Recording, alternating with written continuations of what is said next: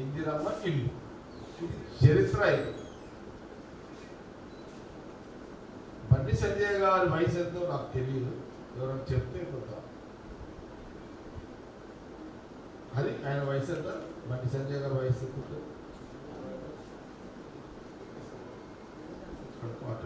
57. సరే, నా వయసు 58. ఎవరిది అంటే నాకంటే చిన్నోడే. అది ఓకే. నేను బండి సంజయ్ గారిని ఏమంటున్నా అంటే, ఒక రాజకీయ పార్టీ ఒక పార్టీ మీద ఇంకో పార్టీ రాజకీయ విమర్శలు, ఏ పార్టీ ఉనికి వాళ్ళు కాకపోవడం కానీ విమర్శలు సహజంగా ఏ పార్టీ అయినా ఉంటాయి. అది కాంగ్రెస్ మేము కానీ, బీజేపీ కానీ, బీఆర్ఎస్ కానీ. కానీ ఒక ఏదైనా కాదు. ఇప్పుడు ఇందిరాగాంధీ గారి ప్రైమ్ మినిస్టర్గా ఉన్నప్పుడు మనం చిన్నపిల్లలు. బండి సంజయ్ గారు కానీ, జగ్గారెడ్డి కానీ, మన వయసు వాళ్ళందరూ కూడా చిన్నపిల్లలు. నేను అనుకుంటే అప్పుడు 3 సంవత్సరాలు 4 సంవత్సరాలు మన వయసు అనుకుంటాం ఆ ఏజ్లో. ఇందిరాగాంధీ గారు ఈ రోజులలో మనం ఏంటంటే, ఇప్పుడు మనము జగ్గారెడ్డి మీటింగ్ పెట్టుకోవాలన్నా, బండి సంజయ్ పెట్టుకోవాలన్నా, ఇంకెవరైనా మీటింగ్లు పెట్టుకోవాలని మనం దానికి కట్టాలి, భోజనాలు ఏర్పాటు చేయాలి, వగేరా వగేరా వగేరా చేయాలి. ఈ రోజులలో ఎనీ పొలిటికల్ పార్టీ, ఏ పార్టీ అయినా కాదు, ఈ దేశంలో ఉన్న ఏ పార్టీ అయినా కాదు. కానీ ఎవరు ఆనాడు ఇందిరాగాంధీ గారి కాలంలో ఎవరు కూడా బండి కట్టకుండా స్వతంత్రంగా ఇందిరాగాంధీ గారు హైదరాబాద్ వస్తున్నారంటే, హైదరాబాద్ చుట్టుపక్కల గ్రామాలలో బండ్లు కట్టుకొని 3 రోజుల ముందు నిజాం కాలేజీకి ఇందిరాగాంధీ గారు వస్తున్నారంటే, ఆ రోజులలో ఈ చుట్టుపక్కల గ్రామాలలో, ఆ రోజు గ్రామాలే కదా, ఇప్పుడంటే అర్బనైజేషన్ అయిపోయింది, కానీ ఆ రోజులలో గ్రామాలే కాబట్టి చుట్టుపక్కల ఆ రోజులలో ఇన్ని వసతులు లేవు. ఎడ్ల బండ్లు కట్టుకొని 3 రోజులు సర్ది పెట్టుకొని వచ్చి నిజాం కాలేజీలో బస చేస్తారు. 3 రోజుల కిందనే వచ్చింటారు ఇందిరాగాంధీ గారు వస్తున్నారంటే. ఆ రోజు ఆమె సభకు వచ్చింది, ఒక నిజాం కాలేజ్ ఆ రోజులలో వచ్చింది అని అంటే, 3 రోజుల ముందు ఎడ్ల బండ్లు కట్టుకొని వచ్చిన వ్యవస్థలో ఇందిరాగాంధీ గారు నాయకురాలు. అందుకని ముందే చెప్పిన, ఆమె మన భారతదేశ నాయకురాలు కాదు, ప్రపంచ దేశ నాయకురాలుగా వర్ణించబడ్డ చెప్పినటువంటి ఇందిరాగాంధీ గారు. ప్రపంచ దేశాలే ఆమె పొగిడిన సందర్భాలు. ఆ రోజు బహిరంగ సభలో వచ్చి ఇందిరాగాంధీ గారు ఏం మాట్లాడేవాళ్ళు? రోటీ కపడా మకాన్. ఆమె ఎవరు తిట్టేది కాదు, ఆమె వచ్చి ఇదే చెప్పేది, ఈ దేశ్ కి జనతా కే లియే రోటీ కపడా మకాన్ జరూరత్ హై. ఈ దేశ ప్రజలకు కావాల్సింది రొట్టె, బట్ట, ఇల్లు, ఈ 3 కావాలి అని ఆ రోజు ఇందిరాగాంధీ యొక్క నినాదం. ఆ 3 మాటలు వినడానికే దేశంలో నలుమూలల నుంచి ప్రతి ఒక్క మానవుడు వచ్చేవారు ఆమె సభకు. అది ఇందిరాగాంధీ గారి యొక్క చరిత్ర. నేను బండి సంజయ్ గారికి ఏమంటున్నంటే, నీ పార్టీ, నీ బీజేపీ పార్టీ తెలంగాణలో బలంగా మీరు లేరు. మీరు గఫ్లత్లో 8, 5, 3, 4, 5, 3, 8 వచ్చిండ్రు ఎంపీలు. అది గఫ్లత్లో వచ్చినాయి. మీకు 8 ఎంపీ సీట్లు తెలంగాణలో మీకు గఫ్లత్లో వచ్చినాయి. తెలంగాణ గడ్డ మీద బీజేపీ రాజకీయ పరమైన ఉనికి లేదు. ఎవరు ఒప్పుకున్నా ఒప్పైనా ఈ రాష్ట్ర రాజకీయాలు కాంగ్రెస్ తర్వాత బీఆర్ఎస్ మధ్యలో పోటీ ఉంటారు. వీళ్ళేం అనుమానం లేదు ఇట్లా, ఈ రెండు పార్టీల మధ్యన పోటీ ఉంటారు.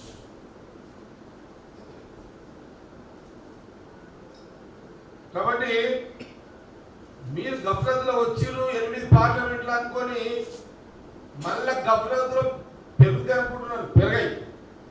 మీరు ఏదో రకంగా మీ ఉనికిని కాపాడుకునే తెలంగాణ గడ్డ మీద ఉనికిని కాపాడుకునే రాజకీయపరమైన మీరు ప్రకటనలు చేస్తున్నారు. కానీ నేను బండి సంజయ్ గారికి ఏం చెప్తున్నంటే, అసలు ఇందిరాగాంధీ గారి గురించి నీకు ఏం తెలుసుకోకుండా ఎందుకు మాట్లాడుతున్నావు? సెంట్రల్ మినిస్టర్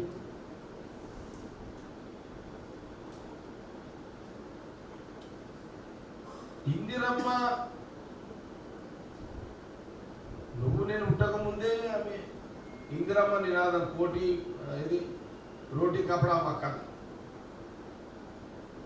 ఇంకా మనం భూమికి రాలే, బండి సంజయ్ రాలే, నేను రాలే, చాలా మంది రాలే.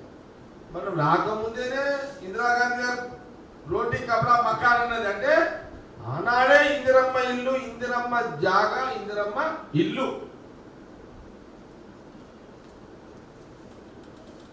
ఇప్పుడు నువ్వు ఏదో ప్రధానమంత్రి మోడీ గారికి చెప్పి తెలంగాణ ప్రజలకు ఇందిరమ్మ ఈ పేరు పెడితే ఇందిరమ్మ ఇల్లు పైసలు ఇయ్యము, మా కోట ఇయ్యము అని ఆయన తెలంగాణ ప్రజలకు ఇండైరెక్ట్గా డైరెక్ట్గా ఒక భయపెట్టించే ఒక బ్లాక్మెయిల్ మాటలు మాట్లాడుతూ పరిస్థితి.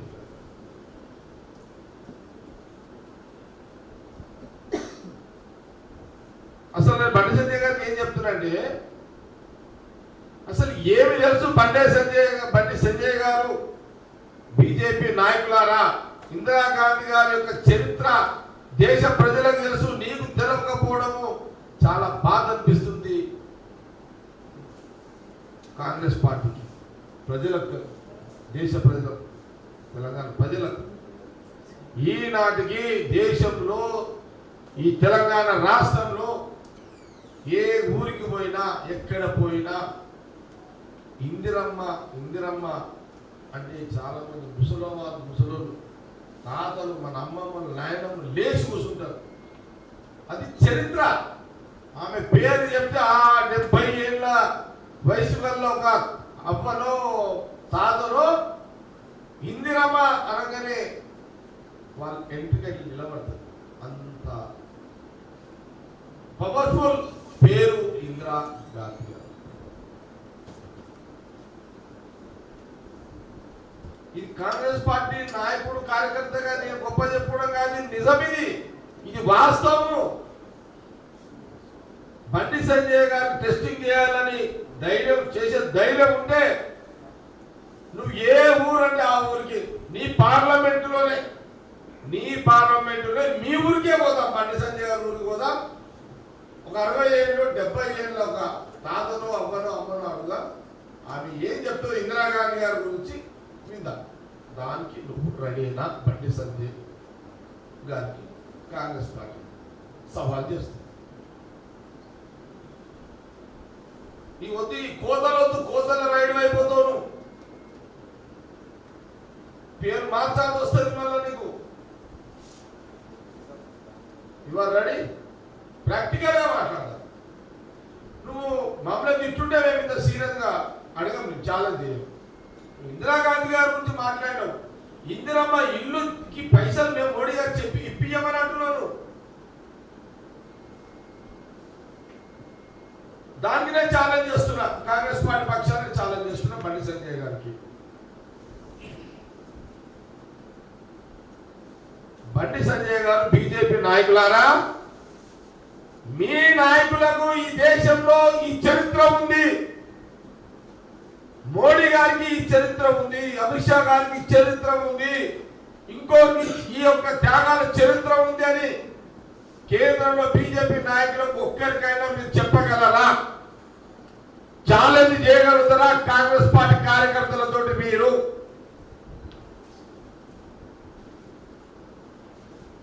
మీకు ఆ ధైర్యం ఉందా, దమ్ముందా? బీజేపీ నాయకులకు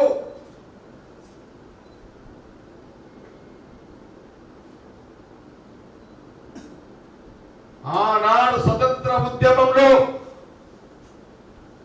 దేశ ప్రజలు ఆ రోజు మహాత్మా గాంధీ గారి యొక్క నాయకత్వంలో ఈ దేశానికి స్వాతంత్రం రావాలి, తీసుకురావాలి, తెచ్చుకోవాలి అన్న రోజు అందులో జవహర్లాల్ గారు నెహ్రూ, వారి కూతురు ఇందిరాగాంధీ గారి వారి వయసు అప్పుడు నేను అనుకుంటే అప్పుడు చాలా చిన్న వయసు. అది ఏం చెప్తున్నాను,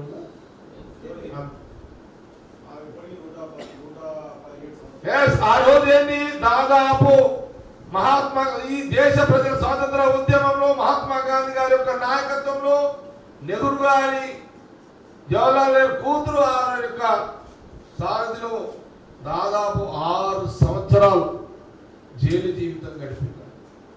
6 సంవత్సరాలు దేశం కోసము ఆ చిన్న వయసులో, చిన్న వయసు అంటే ఆ రోజుల్లో చిన్న వయసు, ఆ వయసులో ఆమె జైలు జీవితం గడిపింది. పెళ్లి అయినాక కూడా జైలు జీవితం గడిపింది.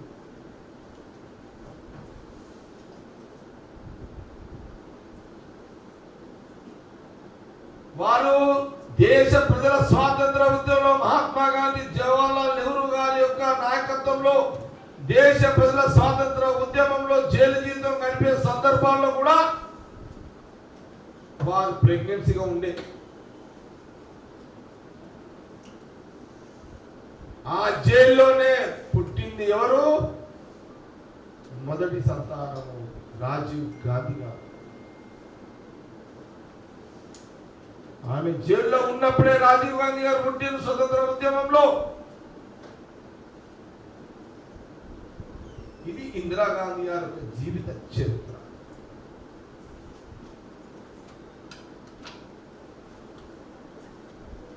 బండి సంజయ్ గారు మీకేం తెలుసు? తోదలు తాజలు నోరుంది కదా, మీరు నాలుగా ఉన్నది కదా, మీరు మాట్లాడుతూనే ఉంటారు.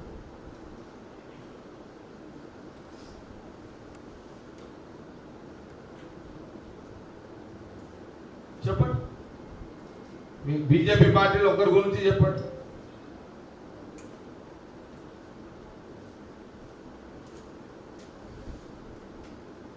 మీరు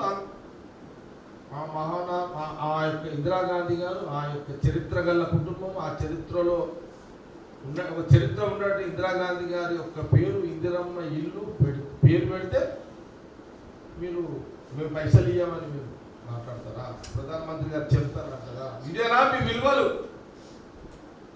విలువల కూడుతో కూడుకున్న రాజకీయ వ్యవస్థ బీజేపీ ఉండకపోవడం దురదృష్టకరం.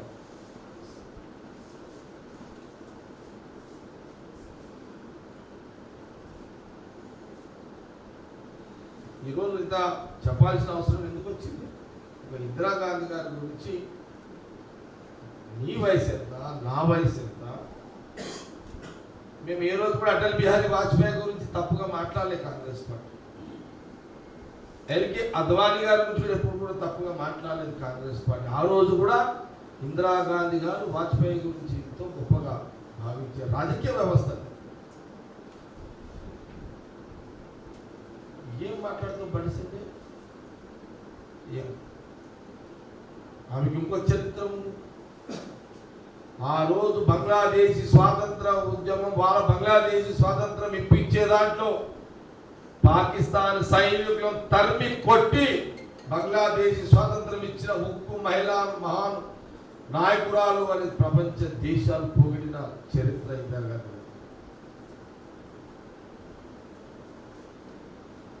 ఆ రోజు పాకిస్తాన్ సైనికులను ఇందిరాగాంధీ గారు మన దేశ ఆర్మీకి డైరెక్షన్ ఇచ్చి తరిమి కొట్టండి, బార్డర్ని దాటించండి, బంగ్లాదేశ్ స్వతంత్రం ఇప్పించండి అని డైరెక్షన్ ఇచ్చి ఆ పాత్ర పోషించి